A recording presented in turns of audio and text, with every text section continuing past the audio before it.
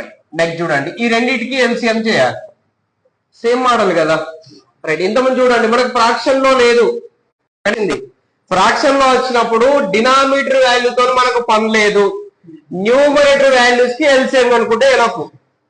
ఇంతకుముందు ఇక్కడ ఒక వాల్యూ ఉండేది, ఇక్కడ ఒక వాల్యూ ఉండేది. వాల్యూ ఉన్నప్పుడు వాల్యూస్ ని డైరెక్ట్ గా నువ్వు ఎల్సిఎం కట్టినావు.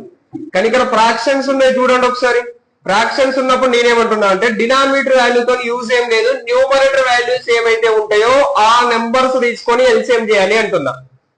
మరి న్యూమరేటర్ వాల్యూస్ ఏమున్నాయి ఇక్కడ? 41. ఫ్రాక్షన్ లో ఏ ప్రాబ్లం వచ్చినా ఇంతే, డినామినేటర్ గురించి అవసరం లేదు, న్యూమరేటర్ వాల్యూస్ మాత్రమే ఎల్సిఎం చేయాలి. మరి న్యూమరేటర్ వాల్యూ ఇక్కడ ఎంత ఉంది, మరి ఇక్కడ ఎంత ఉంది? 40, 20 యొక్క ఎల్సిఎం ఎంత? ఎట్లా చెప్పారు? హైయెస్ట్ నెంబర్ ఏంటిది? లోయెస్ట్ నెంబర్ తో డివిజబుల్ అవుతుందా? సో